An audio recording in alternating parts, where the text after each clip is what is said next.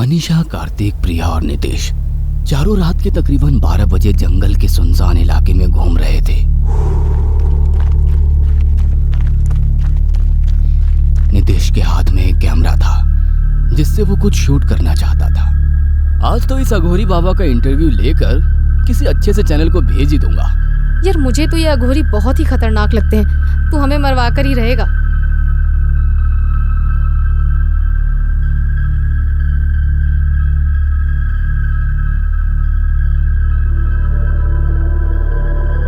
कुछ देर के बाद उनको एक बरगद की पेड़ के नीचे एक अघोरी जमीन पर बैठा आंखें बंद किए तपस्या करते हुए नजर आया।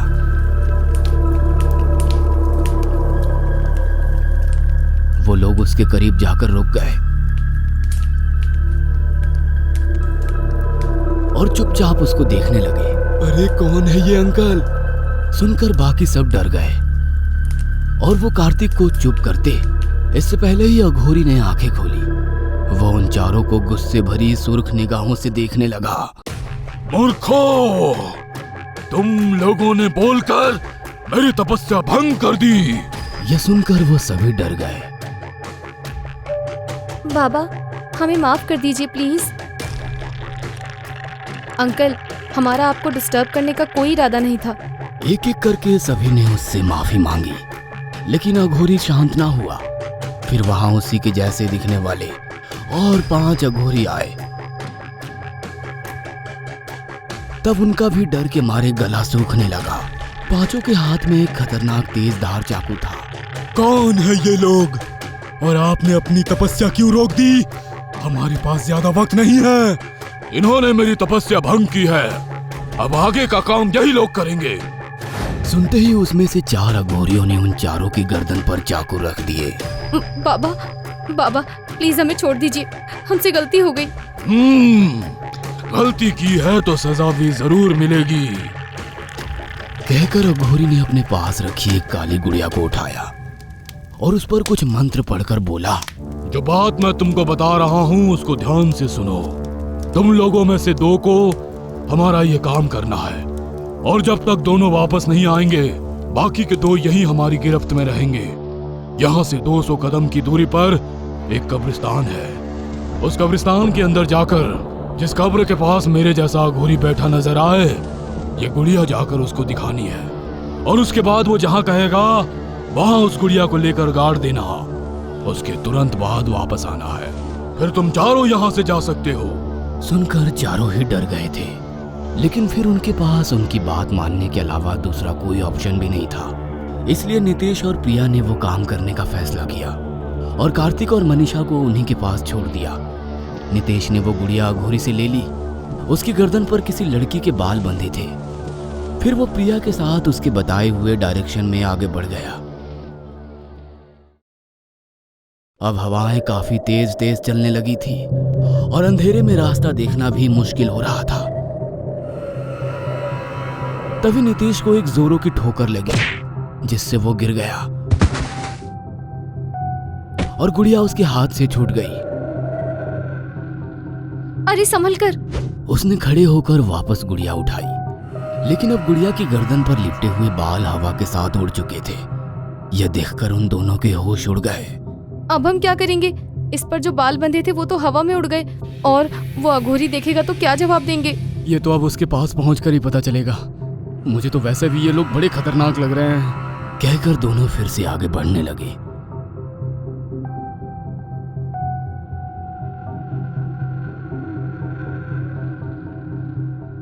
जब वो दोनों उस अघोरी के पास पहुंचे तो वो गुड़िया देखकर बोला,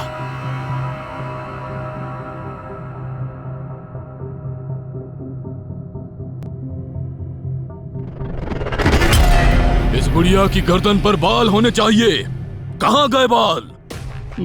बाबा एक्चुअली में हम जब यहाँ आ रहे थे तो रास्ते में मेरा पैर स्लिप हो गया और वो गुड़िया से बाल उतरकर हवा में उड़ गए। मूर्खों, ये तुमने क्या किया?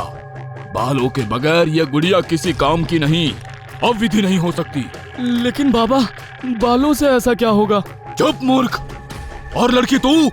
उसने चाकू उठाकर प्रिया की तरफ बढ़ाते हुए कहा, तू अपने बालों की एक लट काट कर दे। अब ये काम तेरे बालों से होगा। सुनकर प्रिया डर गई लेकिन नितेश को इससे कोई प्रॉब्लम नहीं थी। अरे थोड़े से बाल दे देगी तो क्या हो जाएगा, कहकर नितेश ने अघोरी के हाथ से चाकू लिया और प्रिया की मर्जी के खिलाफ जल्दी से उसके बाल की लट काट कर अघोरी को दे दी। ये तुमने क्या किया? चुप हो जा लड़की। कहकर उसने बालों को गुड़िया की गर्दन पर लपेट दिए और नितेश को बोला, इस गुड़िया को उस 5वीं कब्र के ऊपर की मिट्टी हटाकर दबा दे। और फिर कुछ कदमों की दूरी पर एक कब्र के ऊपर मिट्टी हटाकर उस गुड़िया को वहां गाड़ दी।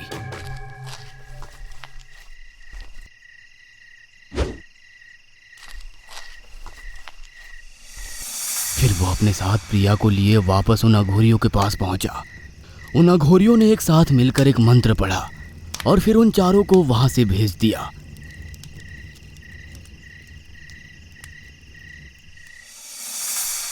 कुछ दिन बाद चारों दोस्तों ने साथ डिनर किया और फिर अपने अपने कमरों में पहुंच गए। मनीषा का अभी भी सोने का मन नहीं था, इसलिए वो गार्डन में जाकर झूले पर बैठ गई।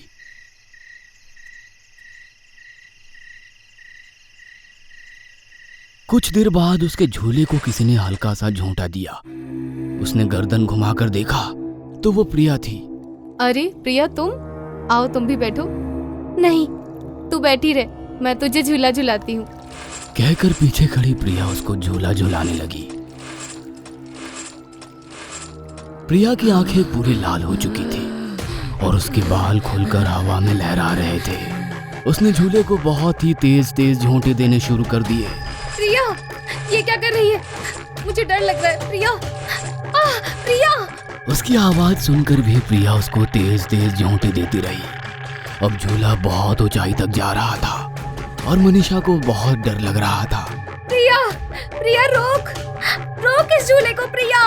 वो चिल्लाती रही, लेकिन प्रिया जोर जोर से हंसते हुए उसको झुलाती रही।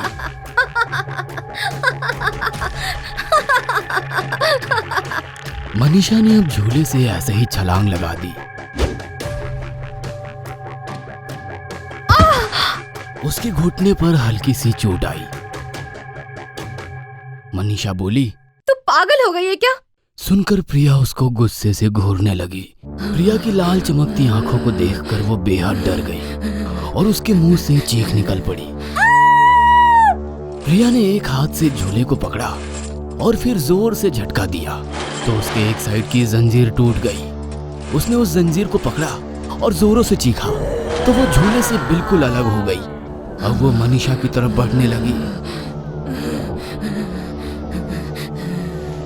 बचाओ, बचाओ, मनीषा जोरों से चिल्लाई, बचाओ, लेकिन घुटने की चोट की वजह से वो खड़ी भी नहीं हो सकती थी। बचाओ, बचाओ।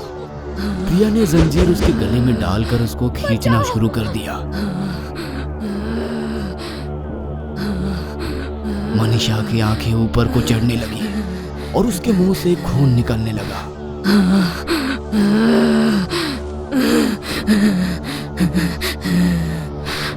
प्रिया भयानक आवाज करते हुए उसका गला घोट रही थी। कुछ ही मिनटों में मनीषा का दम निकल गया और उसकी मौत हो गई। अंदर सो रहे कार्तिक और नितेश को इस बारे में कुछ भी पता नहीं था। मार्कादेव, जय हो। नितेश और कार्तिक के कानों में यह आवाज गूंजी तो दोनों अपने कमरे से निकलकर हॉल में पहुंचे। उन्होंने देखा कि प्रिया सामने दीवार को खरोच रही है। प्रिया, ये तुम क्या कर रही हो? सुनकर प्रिया ने झटके से उन दोनों की तरफ देखा। उसकी लाल चमकती आंखें और तेज धार नाखून देखकर दोनों के रोंगटे खड़े हो गए। प्रिया ने उठकर सोफे को पकड़ा और एक ही झटके से भयंकर आवाज करते हुए उसको ऊपर उठा लिया।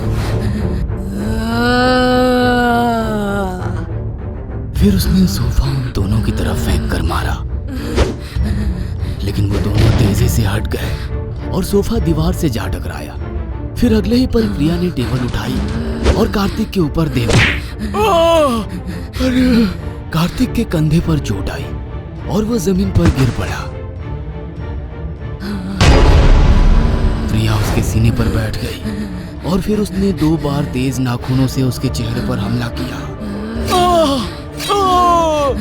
उसके बाद वो सीधा नितेश पर झपटी। उसने जैसे ही नितेश की गर्दन पकड़ी, उसकी टी शर्ट के अंदर लगा क्रॉस का लॉकेट बाहर आया, जिसको देखकर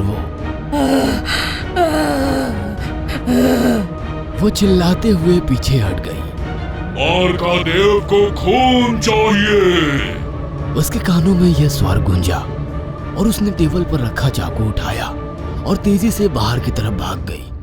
नितेश ने सहारा देकर कार्तिक को खड़ा किया और फिर दोनों बाहर पहुंचे।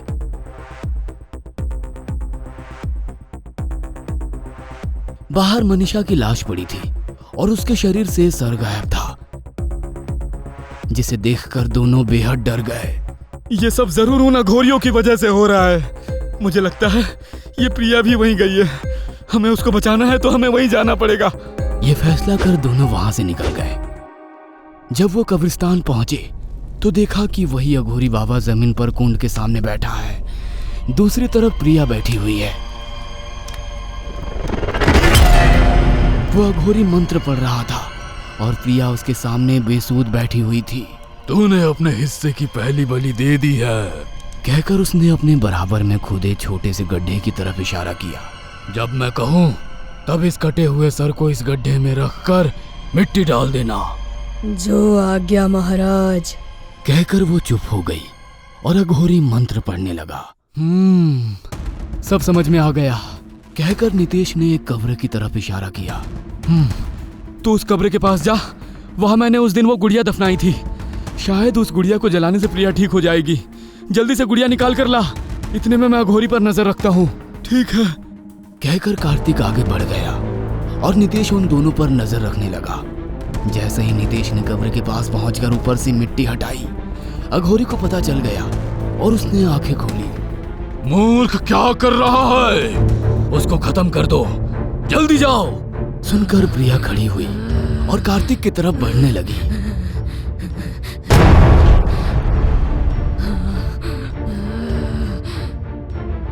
नितेश ने आगे बढ़कर प्रिया को पकड़ लिया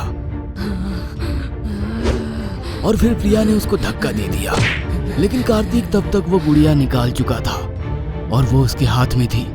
प्रिया भयानक आवाज करते हुए उसके पास पहुंची और उस पर झपट पड़ी। अब प्रिया उसके सीने पर बैठी थी और उससे गुड़िया छीनने की कोशिश कर रही थी। कार्तिक, गुड़िया फेंको। सुनते ही कार्तिक ने गुड़िया नितेश की तरफ उछाली और उसने उसको कैच कर लिया। फिर देर ना करते हुए नितेश ने उस गुड़िया को कुंड में फेंक दिया। नहीं मूर्खो, ये क्या किया? गुड़िया के जलते ही प्रिया एकदम से होश में आ गई और हैरानी से सब कुछ देखने लगी।